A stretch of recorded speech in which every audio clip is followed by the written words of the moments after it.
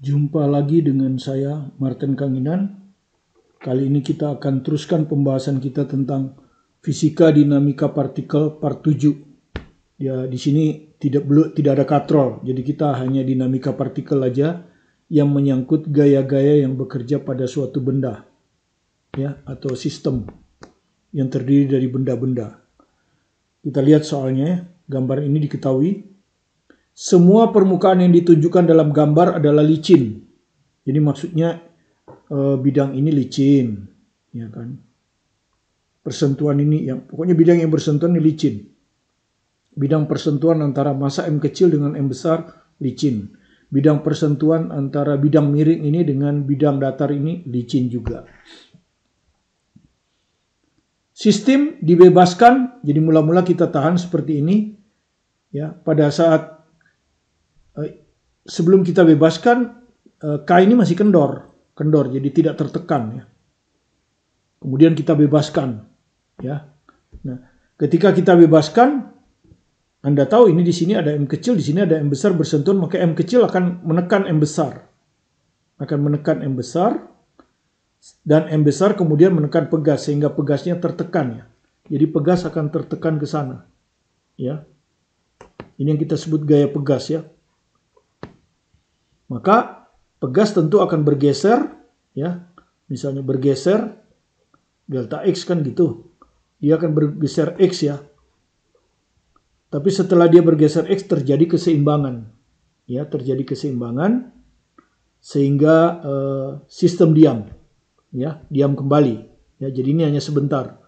Jadi X ini adalah pemampatan pegas, ya.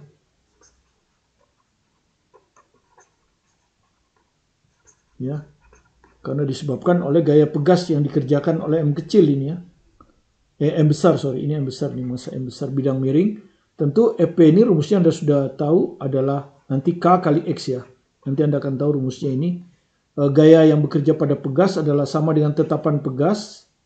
K itu tetapan pegas,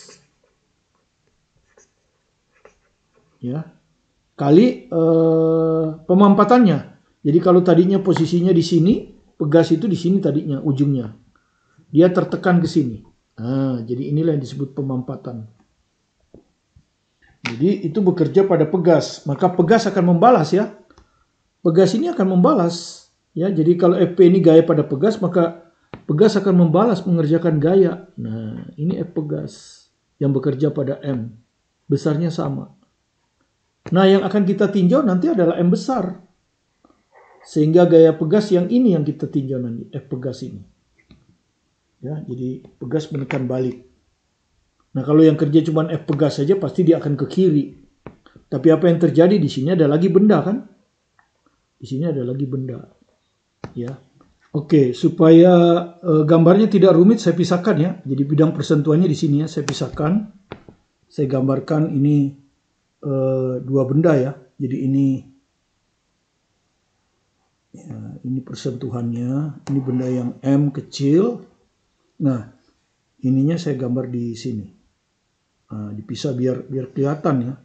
Gaya mana yang bekerja pada M besar, gaya mana yang bekerja pada M kecil, ya. Ini taruhlah alfa, ya. Ini M besar. Oke. Jadi Anda lihat tadi sudah, ya. Kan kita harus gambar gaya apa yang bekerja pada M besar, gaya apa yang bekerja pada M kecil. Kan gaya-gaya yang bekerja pada benda itu kan Anda sudah tahu kan urutannya. Pertama gaya berat, ya kan? M kali G, kemudian gaya normal. Nah, ini dulu, ya. Jadi kalau misalnya kita M besar, kita ambil gaya beratnya ke sini. Nah, di sini. Kemudian dia ada di lantai. Maka dia akan mengalami gaya normal ke atas oleh lantai, ya. Tapi ini nggak berpengaruh. Ya, jadi nggak apa-apa. Tapi saya gambar aja biar jelas. Oke? Sudah. Ya, jadi gaya berat sudah. Gaya normal baru terhadap lantai.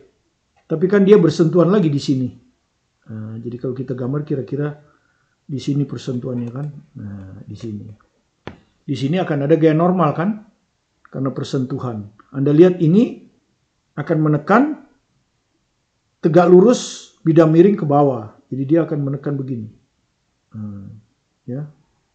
Kalau kita panjangkan ini tegak lurus tentu.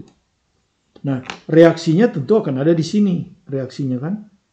Nah, di sini. Nah, ini. Ya. Jadi ini sama besar. Ya. Ini gaya normal yang bekerja pada bidang miring. Ini gaya normal yang bekerja pada benda M kecil. Aksi reaksi. Kita kasih aja nama sama.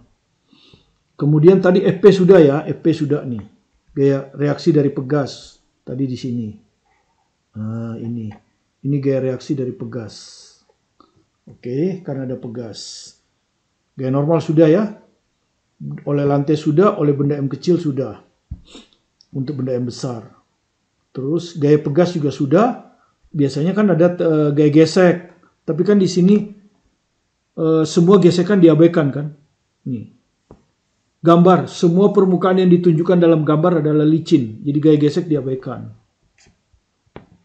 Kemudian biasanya kalau ada tali, ada tegangan tali. Tapi di sini nggak ada tali. Oke. Dengan demikian, gaya pada M besar sudah selesai ya. Sekarang baru saya akan kerjakan ya. Saya akan kerjakan supaya tidak rancu. Saya kerjakannya di sini aja. Nah, Anda fokus ke gambar segitiga ini ya. Ada 3 gaya.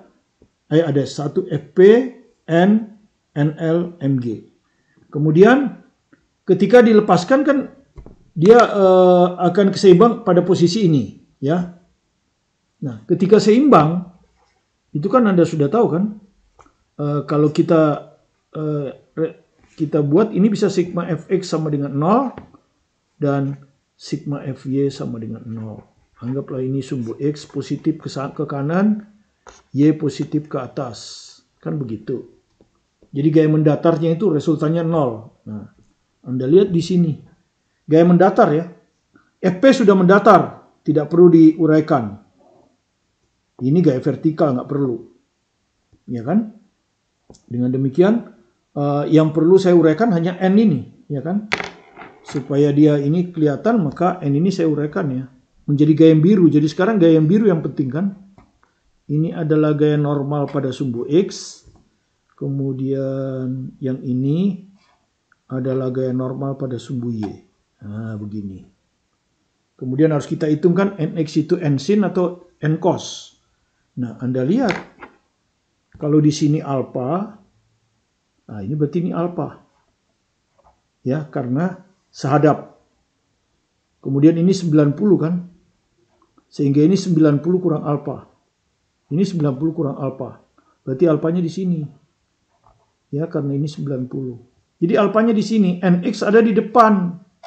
Berarti NX-nya yang sin. Ya kan?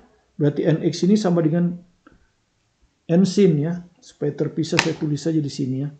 NX ini adalah N sin alfa.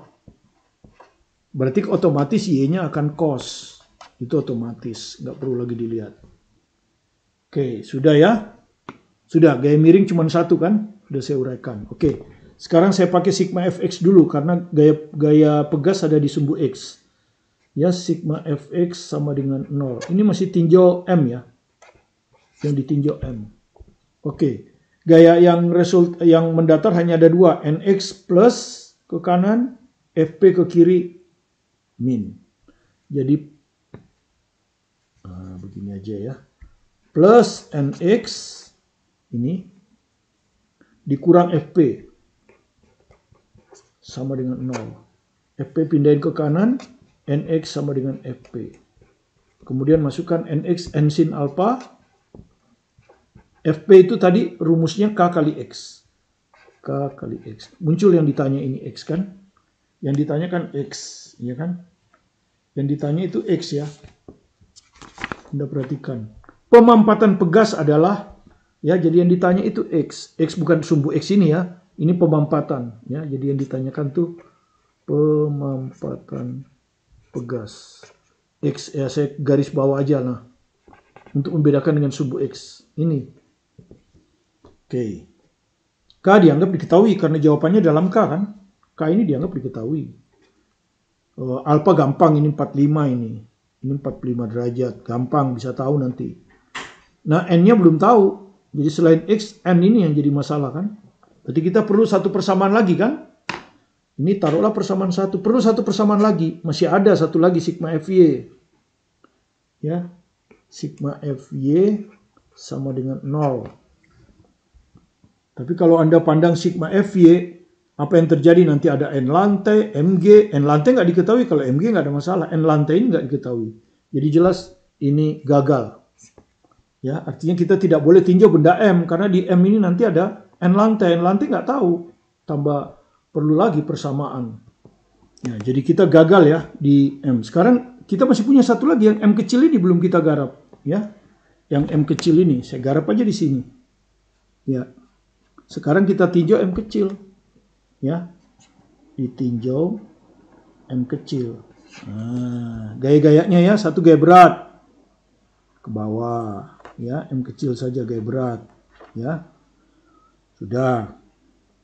Kemudian gaya normal oleh ini. Di sini juga dia nyentuh, jadi gaya, tapi di sini gaya normalnya ke sana ya toh. Ini gaya normal dari dinding. Ya, gaya normal dari dinding karena ada persentuhan. Jadi gaya berat sudah, gaya normal sudah. Gaya gesek ini dianggap licin, nggak ada. Tegangan tali nggak ada, pegas nggak ada. Ya sudah, cuma dua gaya ini aja. Tapi tujuan kita mencari N, ND nggak tahu ya. Maka kita MG tahu, maka kita tinjau sigma FY ini. Seimbang juga 0. Nah, jadi kita uraikan ini. Ya, N ini kita uraikan. Nah, ke sini adalah NX. Dan NX-nya sudah tahu tadi ini. N sin alpha nih. Ya. NX itu N sin alpha. Udah tahu tadi. Nggak perlu lagi dicari. Satu lagi NY. NY-nya juga sudah tahu nih. N cos alpha. Nah, sekarang kita tinjaunya sigma FY ya. Ini, sumbu Y. Ini ke arah ke atas plus. Ya. Ini arah ke bawah, min. Jadi, plus NY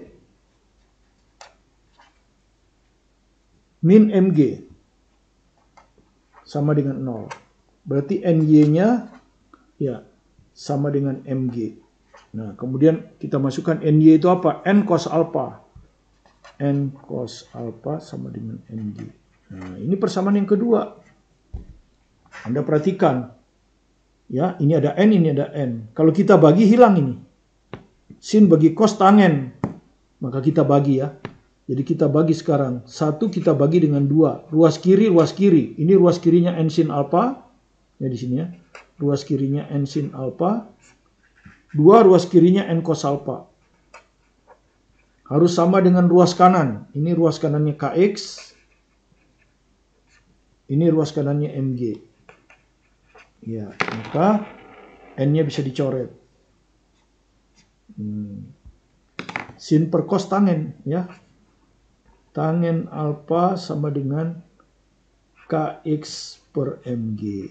Nah, alpha kan 45 ya. Jadi jelas itu mudah ya. Tangan alpha sama dengan tangan 45 derajat. Itu sama dengan 1. Ya, 1. Jadi 1 sama dengan KX per MG. Ya, kali silang KX sama dengan MG. Ya, sekarang kita bisa jawab X-nya. Jadi X sama dengan MG per K. Ini jawabnya. Ya. Jadi jawabannya X sama dengan MG per K. Ya, jawaban C ya. Jawaban C. Ya, jawaban C. Ya. Soalnya sederhana saja, tapi konsep. Ya.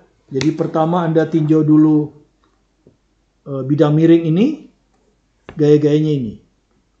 Kemudian karena dia diam, berlaku sigma fx 0, sigma fy 0. Tapi sigma fy kita tidak pakai karena di sini ada gaya norm NL yang tidak diketahui. Jadi kita cukup hitung sigma fx sama dengan 0. Ya. Ada dua gaya ini dan gaya ini. Kemudian yang kedua kita tinjau M kecil. Ya, M kecil. Tapi kita hanya ambil sumbu Y-nya. Kenapa? Karena kalau kita ambil sumbu X-nya ada lagi ND, nggak diketahui. Nambah lagi variabel. Kalau nambah variabel itu berarti perlu nambah persamaan. Maka kita hanya perhatikan sumbu Y. Ya, dari sini kita dapat persamaan yang kedua. Kemudian 1 dan 2 kita olah, tidak dapat jawabannya C. Ya. Demikian untuk part 7 ini. Kita akan lanjut lagi nanti dengan part 8 masih sistem katrol ya. Tujuan saya karena di sistem katrol inilah siswa kita lemah. Ya, jadi begitu lihat gambar katrol pusing kepalanya dan dia tidak akan menyelesaikannya. Nah, kita banyakkan soalnya supaya siswa-siswa di Indonesia tidak takut lagi dengan katrol. Dan tentu saya sedang menulis kelas 11 untuk kurikulum Merdeka. Mudah-mudahan dengan banyak contoh soal yang saya berikan, bukunya mungkin tebal tapi siswa akan terbiasa sehingga mampu mengerjakan soal-soal baik di dalam negeri maupun di luar negeri. Ya, kalau nanti akan seleksi di luar negeri, baik di Singapura, Inggris, Amerika, atau dimanapun. Ya, kalau di Amerika kan Anda harus tahu advanced placement, ya, AP. Kalau Anda dapat bagus di sana, Anda nggak perlu testing. Ya, cukup dilihat nilai AP-nya fisika, matematik untuk teknik atau kimia dan biologi. Ya. Kemudian kalau di NTS dan NTU Anda juga sudah menguasai konsepnya sehingga dengan mudah Anda bisa buat soalnya. Ya. Oke, terima kasih. Kalau Anda merasa ini membantu, silakan di-subscribe kalau belum subscribe, like, komen untuk memberi semangat kepada saya dan tim saya untuk selalu menghadirkan tulisan-tulisan yang bisa membuat konsep Anda tentang fisika, matematik, dan kimia maju ke depan. Tetap semangat belajar mandiri di rumah, fokus pada tujuan Anda pasti sukses. Bersama saya, Martin Kanginan. Terima kasih.